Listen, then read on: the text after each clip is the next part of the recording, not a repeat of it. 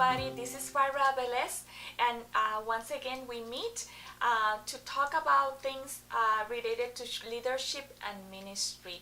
My passion is to help you grow and give you the tools for success for your ministry or for your leadership position. I just want you to know that I'm very excited about this topic because it's one that it's dear to my heart, and today we are going to talk about identifying your purpose where you're at. Sometimes when we are in leadership, especially if you are not a full-time minister, you feel kind of stuck because you feel like you are doing things halfway in a sense that you have to go 40 hours to work. If you're a mom like me, you have to take care of your family, do the laundry, do the kids, and do all the other extra things. And then there's a little bit of time that you have to serve at your church or establish your ministry. And sometimes we feel like there's more to it. But as I've been living this life of being part-time in ministry and having to go to work, I've been asking myself questions about God. I know that you gave me this job for a reason. I know that you put me here, and it was your word, and it was you giving me this. How does this relate to my ministry? How does this relate to my purpose? And the good thing about it is God put us in places to learn and to grow. And sometimes we go to work and it's like something we do because we need money, but we don't see it as a place of growth or of ministry. And I invite you today to see where you're at planted, especially if you are a minister that have a full-time job or a part-time job, and then you do ministry because you are like maybe Paul that needed to do tents, so that's your tent job. So like me, you need to identify your purpose in that place so you can maximize the impact that you have there, so you can learn what you need to learn and that you can grow in that place. And also, if you see that place as an extension of who you are in ministry, that will help you change your mindset about where you're at. The first thing that I recommend you to do is to ask yourself, what do I bring to the table? It could be personally, it could be professionally. What do I bring to the table uniquely, spiritually to my workplace? For example, I work as a secretary, so sometimes it's difficult to relate to what I'm doing as a ministry. But as I ponder into this, one of my strengths is that I have the gift of administration, and that is a very important gift in the church. And as a minister, I go to my work and I grow there, and I get tools and I learn, and I continue using my administrative gifts in that place. Everything that I do it unto the Lord. So when I go to work and I go there, is an extension of my ministry, and it's an extension of my gifting, because I have a strong gift of administration and I really do it well. So I am gaining tools at my workplace that I can bring to the church to help my church grow, to church my church in the administration area, to grow also as I move on to establish my ministry. Okay, so what do you bring to the table? It's very important that you ask that question. Second question that you could ask yourself in relation to where you're planted, or where or to your job, is what is my level of influence. Okay, and it's very important because sometimes we feel like, oh, but I'm not the boss, or I'm not in charge. And this could also be in ministry, remember, because we are growing. We may be perhaps part-time ministers, so we are maybe an associate minister at a church, or we are under a leader. And sometimes it's like, you need to answer this question, because the fact that you might not be the person in charge not necessarily means that you don't have influence. We need to learn how to lead from the side. Like, for example, in my workplace, I am just the secretary. I don't have any pull. I don't have any say in the decisions of my department. However, I have learned how to lead from the side. So I find opportunities to share things, to share points of view. Or sometimes during our meetings, I ask my boss, can I bring a meditation? Can I bring a game? I bring my giftings from the church and I apply them to the church, to the workplace as an encourager.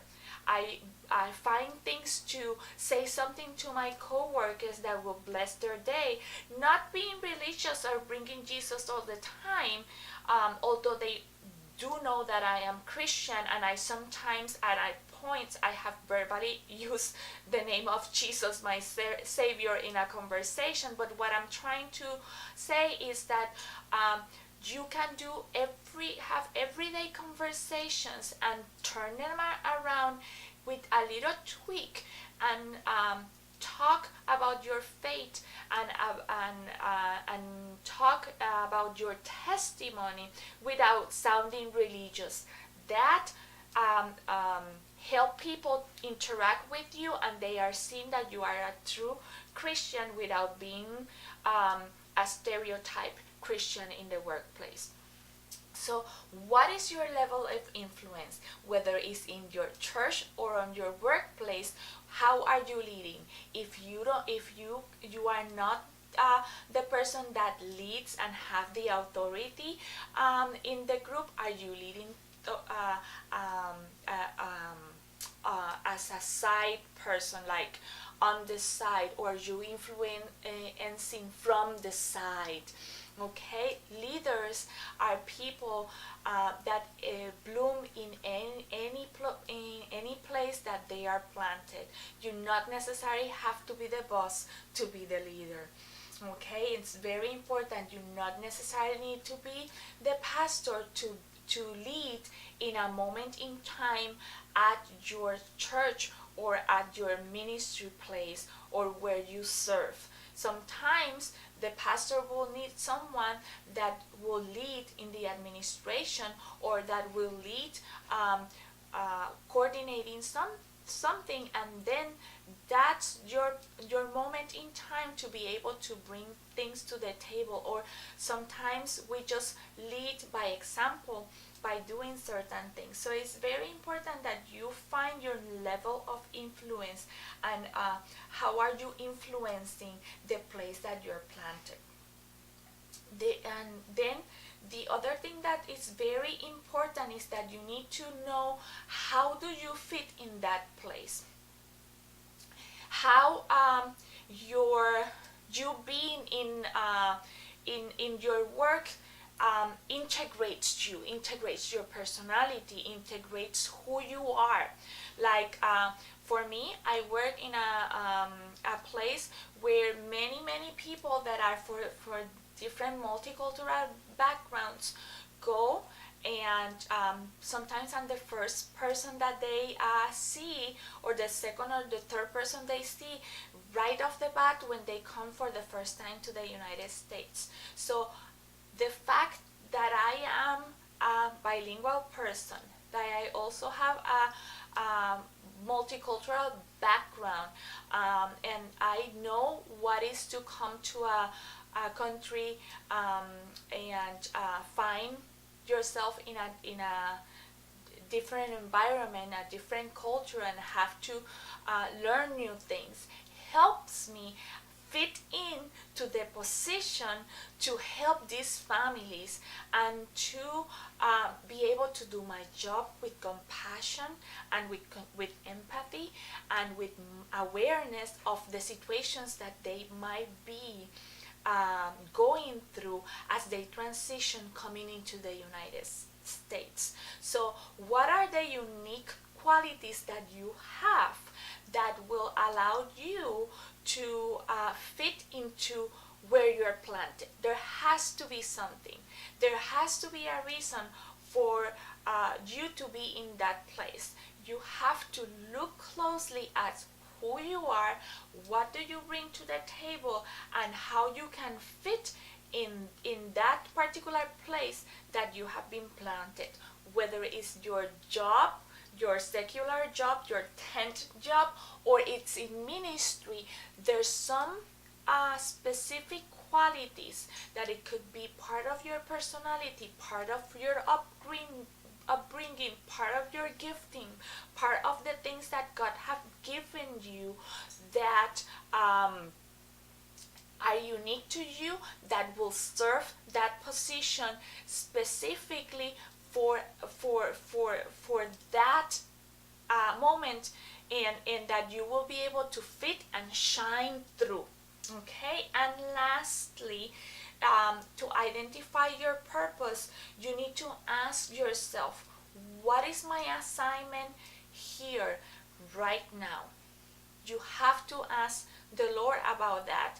And for me specifically, when I started working there, I knew that I was sent there to help someone that was also a Christian and needed help, and my gift of administration gave help to that person.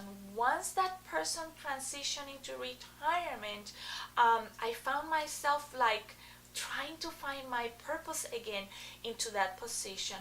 And I pray, and it was a struggle because I couldn't find my place.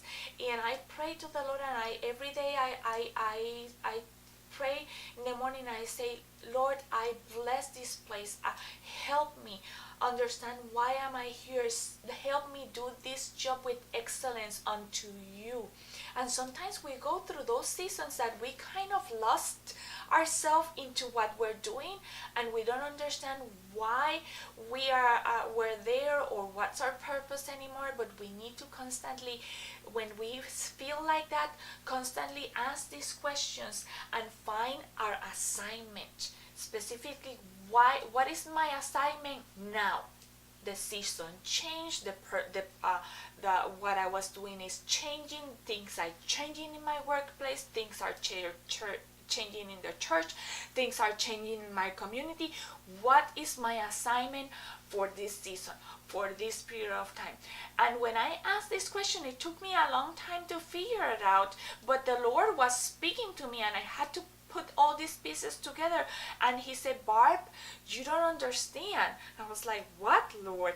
And he said, I promised you the nations, and you are training for the nations. You are receiving and seeing the nations right here, right now, and I'm showing you how to talk to them, how to interact with them, how to understand their culture, how to have empathy. And I got super excited about that, because I knew that my assignment there was to learn, to be a blessing in that place, to bring my uniqueness to that place, to grow in that place, but also to receive each and every person and to practice for something that the Lord have promised me. And if that promise is just fulfilled right there, right now, I am happy, because he said that he was going to give me the nations, and he has given me, putting myself in a position to serve the nations. And I'm super excited about that. But I am holding on to a bigger promise. I'm holding on to a bigger thing, but I am being faithful in my assignment where I'm planted. Are you being faithful in your assignment where you are planted? This is my question for you today. I really hope that these 4 keys or questions have helped you grow today. And if you are trying to identify your purpose and find your purpose, these 4 questions will help you find that. God bless you.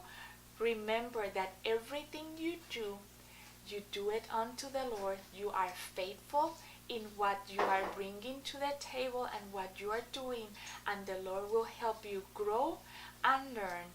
Okay? God bless you. See you next time.